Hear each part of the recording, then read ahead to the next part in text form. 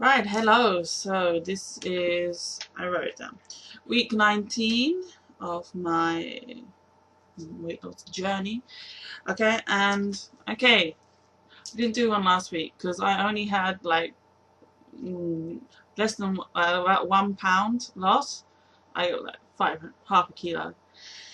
But then this week I had 5 pound loss. Finally, it caught up.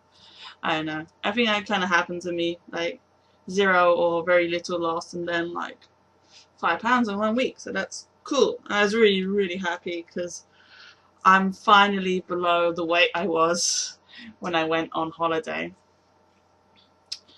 Yeah, so that brings my total to, well, I'm currently 114.5 kilos, and that's pounds, I don't know. Sorry, let's stick with me.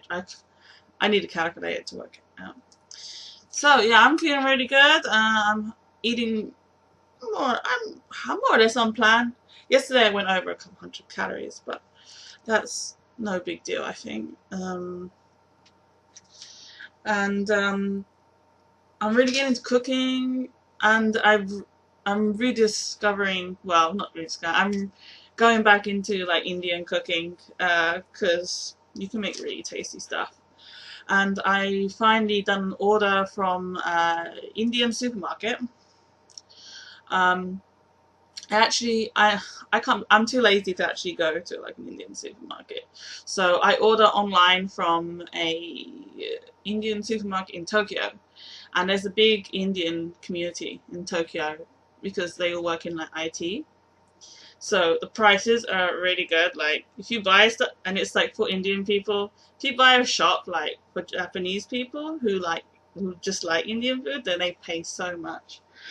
They pay like 3 times as much. It's ridiculous. Anyway, so this is a bit of an Indian food haul because I wrote lots of. Well, I had to rebuy a few basic things, and I'll explain why. I'll explain why later.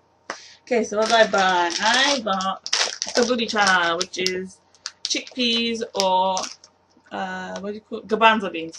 That's like a good basic. I can buy them in like supermarkets here, but they're like it's like really expensive. It's like nearly $4 for uh like 150 grams dried. This was about $3.50 for 1 kilo, and that's gonna last me quite a while, and I can cook both. So yeah, and so chickpeas really good basics, and there's a recipe I like with them. And I also got masala, which is red lentils. These are good because you don't.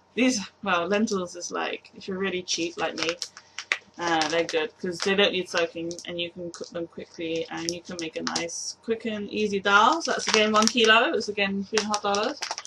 And a little bit more expensive was, now these are, no, it doesn't write, but it's rajma. These are like kidney beans.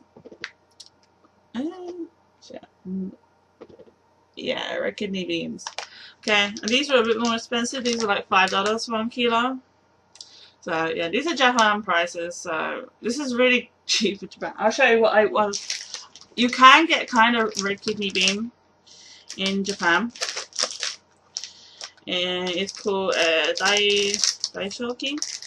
Daishokin toki. They have a kind of red kidney bean. Yeah, in Japan. But this was 250 grams for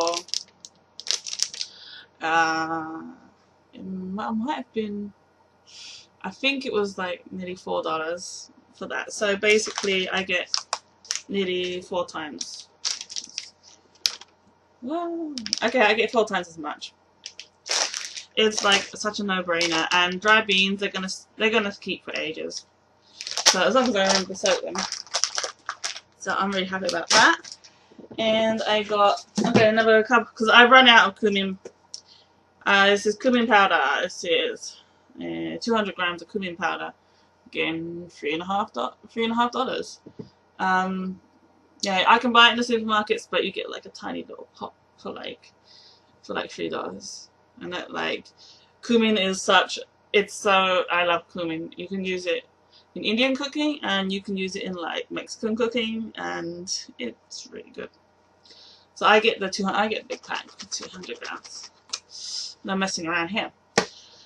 So yeah, and I got chili powder again. You can buy it here, but so $3 this pack, or a little pot. You know, it's buy in bulk. And you know these, especially cumin and chili powder, because you can use that in like everything. Okay, and oh, okay.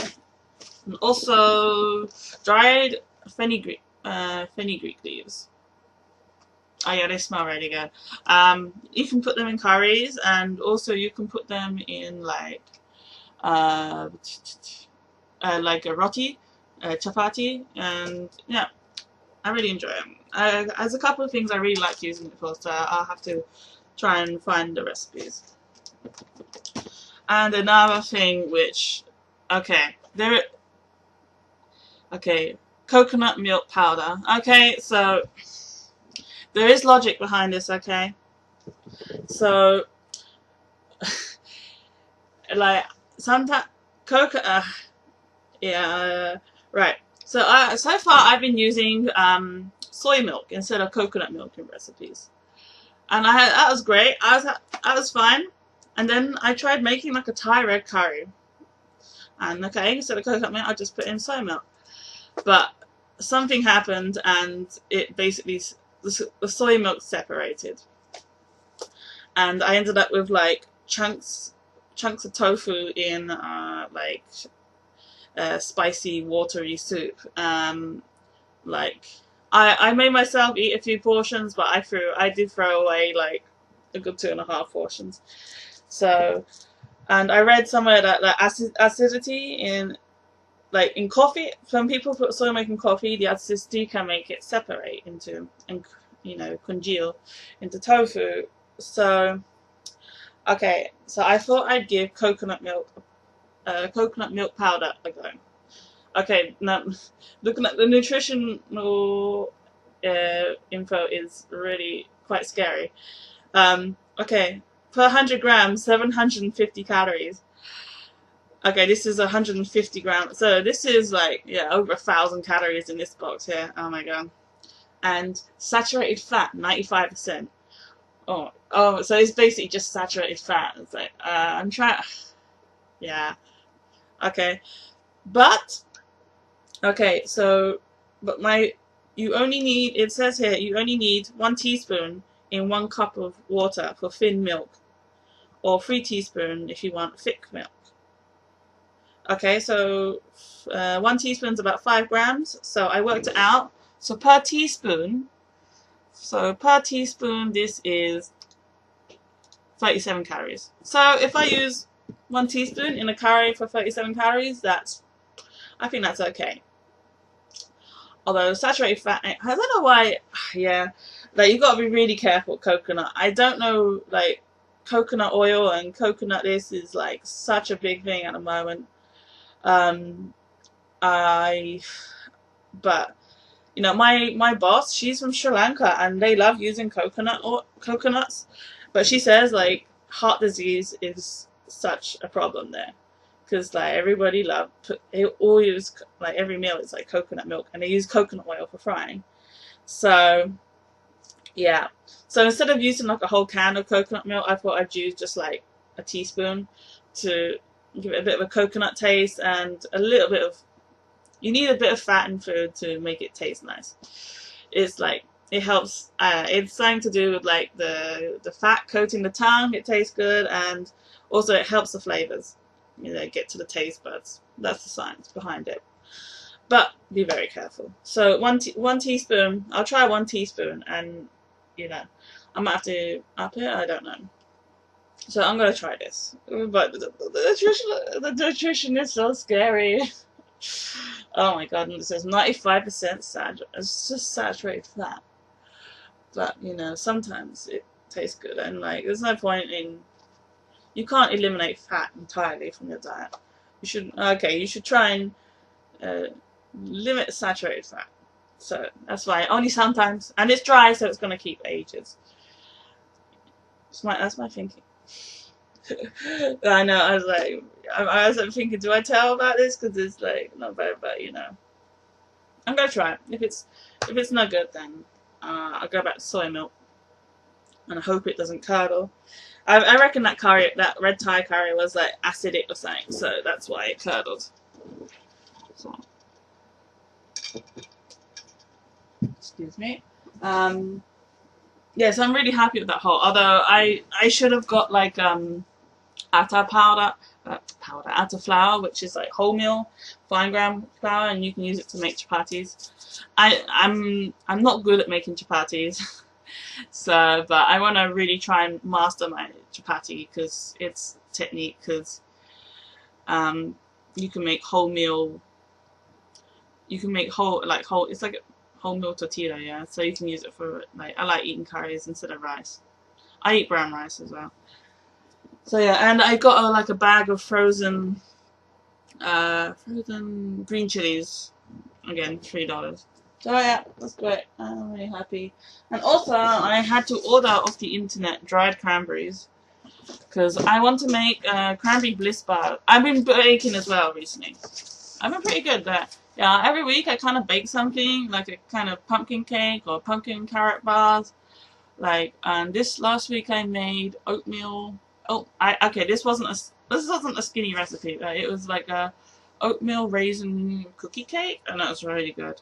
But instead of the butter, I used applesauce because I've been making yeah, it's like applesauce. Apples are cheaper now, so yeah, I'm making all the applesauce. So I had to order. You can't buy cranberries in Japan. I had to order dry cranberries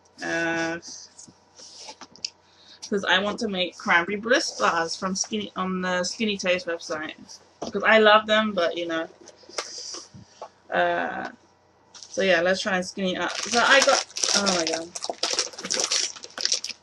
I destroyed all the nice packaging. No, they wrapped it in this.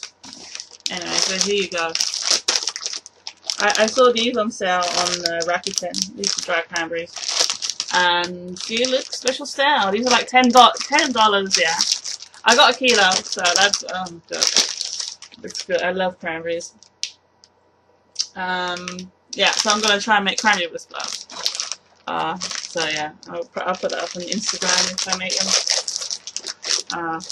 But they were so yeah, they were on sale. Usually they're $17, and this time no, they're about $11. So I thought I'll buy them while they're on sale. Cranberry bliss bars.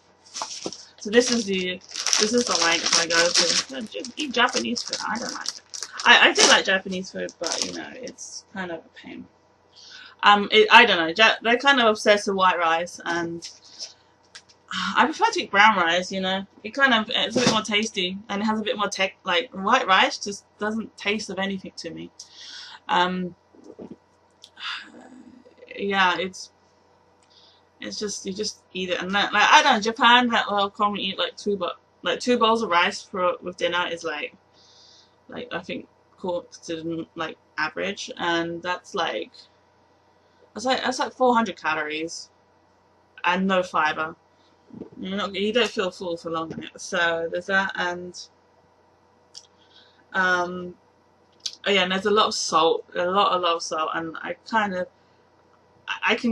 my blood pressure can be a little bit high, so I try not to like too much salt. But Japan, you know, soy sauce and like mirin and stuff.